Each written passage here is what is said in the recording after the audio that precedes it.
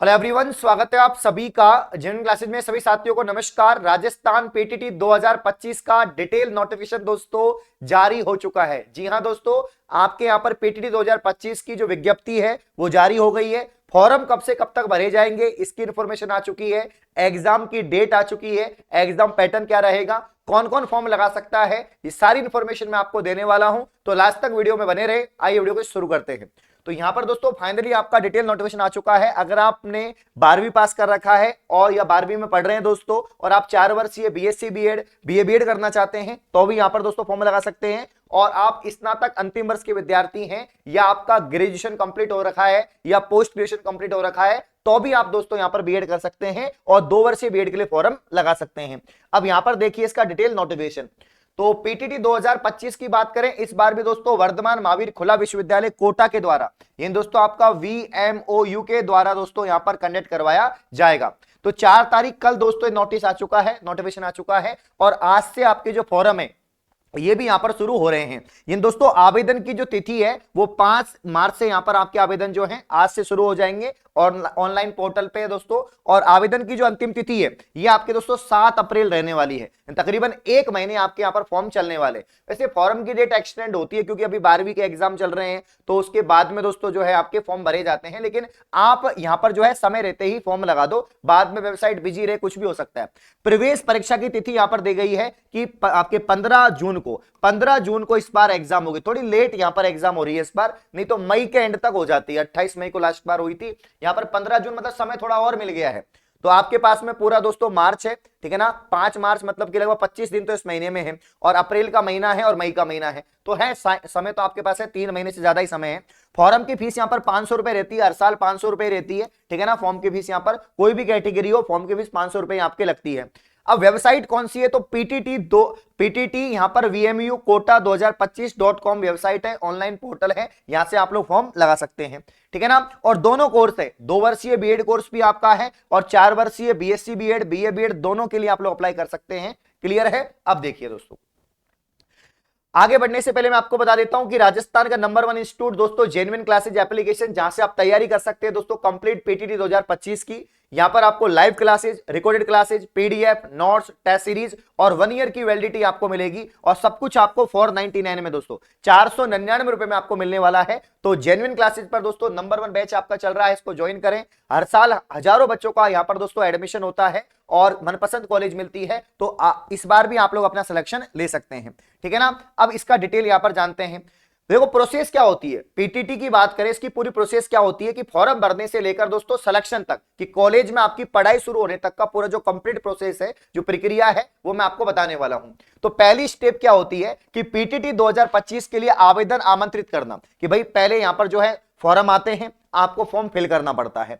उसके बाद में क्या होता है दोस्तों, सेकंड स्टेप क्या है कि पीटीटी 2025 के लिए आवेदन की प्राप्ति। भाई आवेदन आपको प्राप्त कर लिए हैं। उसके बाद में पीटीटी 2025 यहां पर होगा, प्रवेश परीक्षा होगी, एग्जाम होगी। एग्जाम के बाद में रिजल्ट आएगा। रिजल्ट के बाद में दोस्तों क्या होगा, काउंसलिंग के लिए आपको यहां पर प्रोसेस करना पड़ेगा।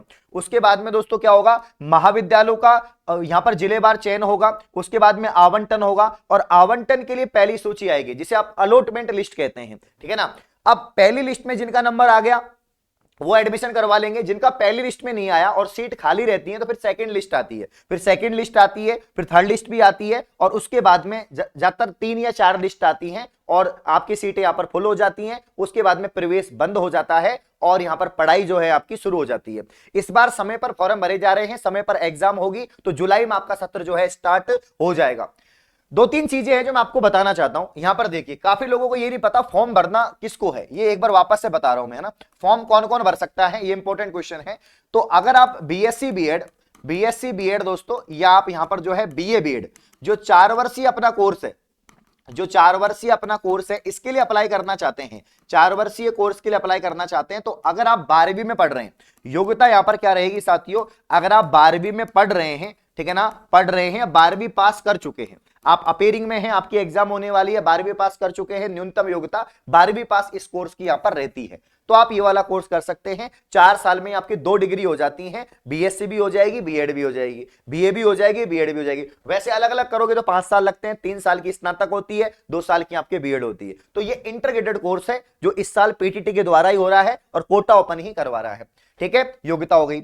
आयु सीमा का इसमें कुछ नहीं है, अगर आपकी आयु 16 भी है, 17 भी है तो फॉर्म लगा सकते हैं, आयु सीमा का कोई इश्यू इसमें नहीं होता है। ठीक है, अब देखिए 2 वर्षीय बीएड की बात कर लेते हैं। 2 वर्षीय जो बीएड कोर्स है इसके लिए कौन कौन फॉर्म लगा सकता है? तो 2 वर्षीय बीएड कोर्स की बात करें प्यारे साथियों, तो यहां पर आप लोगों ने, अगर आप स्नातक अंतिम वर्ष में है, ग्रेजुएशन फाइनल ईयर में है, स्नातक अंतिम वर्ष के विद्यार्थी हैं, किसके दोस्तों? स्नातक अंतिम वर्ष के विद्यार्थी हैं, BA final year, BSc final year या पास आउट है, मतलब कि पास कर चुके हैं। ठीक है ना।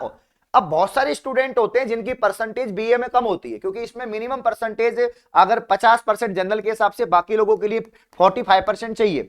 अगर आपकी 45% या 50% नहीं है कैटेगरी के अनुसार, तो फिर ग्रेजुएशन में नहीं है लेकिन आपकी पोस्ट ग्रेजुएशन में है, तो आप लोग फॉर्म लगा सकते हैं। जी हाँ, आप लोग अगर आपके पीजी में एमए, एमएससी, एमकॉम में अगर परसेंटेज है तो भी फॉर्म लगा सकते हैं, और ग्रेजुएशन में है तो भी फॉर्म लगा सकते हैं। तो यहां पर पीटीटी जो है 2 वर्षीय कोर्स आपका पीजी के माध्यम से भी होता है और स्नातक के माध्यम से भी होता है, ये बात ध्यान रखना आप लोग। क्लियर है? अब यहां पर देख लेते हैं हम लोग।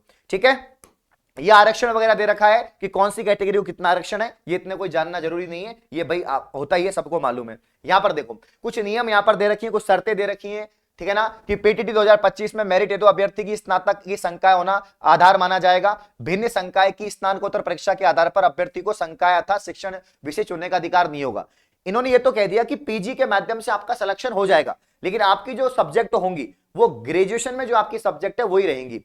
देखो 3 सब्जेक्ट होती हैं आपके ग्रेजुएशन में। मान लीजिए कोई साइंस का स्टूडेंट है बीएससी का, उसके पास में केमिस्ट्री है, बॉटनी और जूलॉजी है, या भैया केमिस्ट्री है, फिजिक्स है और मैथमेटिक्स है। ठीक है ना, तो आपको इन 3 सब्जेक्ट की जो होती है ग्रेजुएशन में, इनमें से बीएड में 2 सब्जेक्ट चूज करनी पड़ती है। जैसे कोई मैथमेटिक्स का स्टूडेंट है तो वो केमिस्ट्री फिजिक्स कर सकता है, या केमिस्ट्री मैथ कर सकता है, ये कर सकता है। अब कोई बायोलॉजी का स्टूडेंट है तो केमिस्ट्री कर लेगा एक, तो एक यहाँ पर बॉटनी कर सकता है, या जूलॉजी कर सकता है, या बायोलॉजी कर सकता है, या दोस्तों जनरल साइंस भी कर सकता है। ऐसे होता है इसमें, तो 2 यहाँ पर सब्जेक्ट आपको चूज करनी पड़ती है। अब कोई आर्ट्स का स्टूडेंट है जिसके पास में हिस्ट्री था, पॉलिटिकल था, ज्योग्राफी था, तो ज्योग्राफी पॉलिटी ले सकता है, हिस्ट्री पॉलिटी ले सकता है। ऐसे 2 के सेट यहां पर बनते हैं। बाकी यदि कोई अभ्यर्थी एक ही संकाय में 2 विषयों में स्नातकोत्तर डिग्री ले रखी है तो फिर वो हो जाएगा, चुनाव कर सकता है। वाणिज्य संकाय में स्नातक अर्थशास्त्र विषय नहीं चुन सकते। अगर आपने बीकॉम कर रखा है तो आप इकोनॉमिक्स वाला जो सब्जेक्ट है वो नहीं चूज कर सकते, इन्होंने दे रखा है। बाकी और भी इंफॉर्मेशन है जो आप लोग पढ़ लेना। ठीक है ना, चलिए अब आगे बढ़ते हैं हम लोग। ये 4 वर्षीय बीएड के लिए है दोस्तों कि मिनिमम 12वीं पास आपको होना चाहिए, या 12वीं आप पढ़ रहे हैं उसके लिए यहां पर होना चाहिए। पूरी बातें बता रखी हैं कि फॉर्म की फीस क्या लगेगी, फॉर्म कब से कब तक भरे जाएंगे। 5 मार्च से 7 अप्रैल तक आपके जो फॉर्म है वो साथियों भरे जाएंगे। यहां पर दे रखा है कि न्यूनतम 50% अंक आपके होने चाहिए। ठीक है ना, और अगर आप अनुसूचित जाति, जनजाति, अन्य पिछड़ा वर्ग हैं, अति पिछड़ा वर्ग हैं, दिव्यांग हैं, विधवा हैं, परित्याग महिला वगैरह, तो 45% आपको मिनिमम चाहिए 12वीं के अंदर। ठीक है, चलो भाई। पीटीटी आवेदन के लिए कौन कौन से डॉक्यूमेंट चाहिए आपके? तो भैया आवेदन के लिए पूर्ण रूप से भरे हुए आवेदन पत्र की सुपाठ्य फोटो प्रति होनी चाहिए, अंक तालिकाएं होनी चाहिए आपके पास में, प्रमाण पत्र वगैरह होनी चाहिए। 10वीं 12वीं की दोस्तों, स्नातक प्रथम वर्ष की, द्वितीय वर्ष की, अंतिम वर्ष या स्नातकोत्तर का क्या होनी चाहिए? मार्कशीट होनी चाहिए। जाति प्रमाण पत्र, क्योंकि कैटेगरी के अनुसार ही आपको छूट मिलेगी तो जाति प्रमाण पत्र चाहिए। दिव्यांग और सैनिक हैं या दोस्तों विधवा हैं तो उनका सर्टिफिकेट चाहिए। ईडब्ल्यूएस का प्रमाण पत्र चाहिए दोस्तों, अगर आप ईडब्ल्यूएस से हैं, मूल निवास चाहिए। और इसके अलावा दोस्तों एबीसी आईडी चाहिए, ये इंपॉर्टेंट है, आजकल एबीसी आईडी इंपॉर्टेंट है, इसी के द्वारा आपका दोस्तों यहां पर एडमिशन होता है। अब दोस्तों ये एग्जाम 15 जून को होने वाला है। एग्जाम पैटर्न क्या रहता है इसका? 200 प्रश्न आते हैं। कितने प्रश्न आते हैं? 200। 600 नंबर का पेपर रहता है, नेगेटिव मार्किंग होती नहीं है इसमें, है ना। अब देखिए, तो 200 बहुविकल्पीय प्रश्न है, 3 घंटे का पेपर होगा। 50 सवाल इसमें मेंटल एबिलिटी मतलब रीजनिंग के आते हैं साथियों। किसके आते हैं? मेंटल एबिलिटी का मतलब है कि रीजनिंग के यहां पर 50 सवाल आते हैं। मानसिक योग्यता अनुभाग में निम्नलिखित क्षमताओं का परीक्षण करने के लिए 50% यहां पर है, जिसमें तर्क है, कल्पना है, निर्णय और निर्णय लेना है, रचनात्मक सोच, ये टॉपिक्स के नाम है। सामान्यीकरण है दोस्तों, निष्कर्ष निकालना है, ये टॉपिक है रीजनिंग के। भाई किसके हैं? रीजनिंग के टॉपिक है।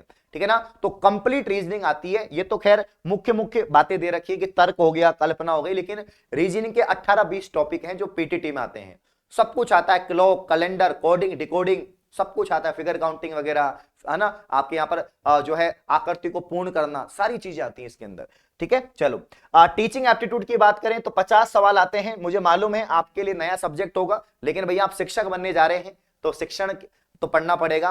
टीचिंग एप्टीट्यूड या शिक्षण अभिरुचि आपको पढ़ने पड़ेगी, है ना। तो ये ज्यादा टॉपिक नहीं है, 6 टॉपिक होते हैं कि सामाजिक परिपक्वता, ठीक है ना, सोशल मैच्योरिटी हो गई, नेतृत्व लीडरशिप हो गया दोस्तों, व्यावसायिक प्रतिबद्धता हो गई आपके दोस्तों, पारस्परिक संबंध हो गया, संचार कम्युनिकेशन हो गया, कम्युनिकेशन मतलब स्किल कम्युनिकेशन वगैरह जो होते हैं वो, और जागरूकता अवेयरनेस हो गई दोस्तों, ठीक है।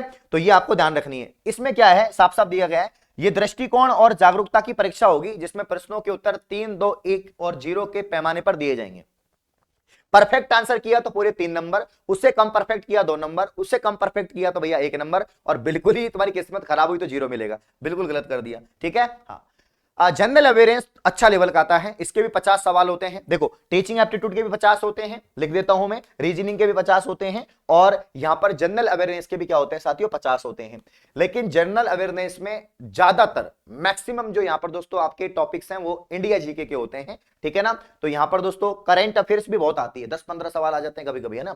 भारतीय इतिहास संस्कृति आती है, भारत के प्राकृतिक संसाधन आते हैं, महान भारतीय व्यक्तित्व आते हैं, पर्यावरण जागरूकता के सवाल आते हैं साथियों, राजस्थान का सामान्य ज्ञान आएगा। राजस्थान के देखो 50 में से यो मान लो ग्रेजुएशन लेवल में राजस्थान के खेच मतलब ज्यादा से ज्यादा 5 से 10 सवाल मान लो, 10 सवाल मान लीजिए आप, ठीक है ना। हाँ इतने ही होंगे। हाँ 10+2 लेवल का जो पेपर होता है पीटीटी का, उसमें थोड़े जो है राजस्थान जीके के ज्यादा सवाल आ जाते हैं।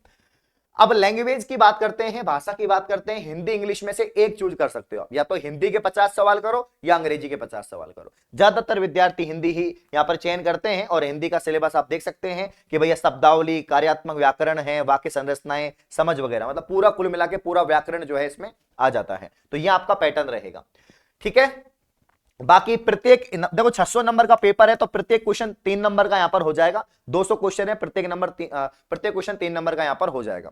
नेगेटिव मार्किंग इसके अंदर नहीं होती है, ये विशेष तौर पर आप लोग ध्यान रखेंगे।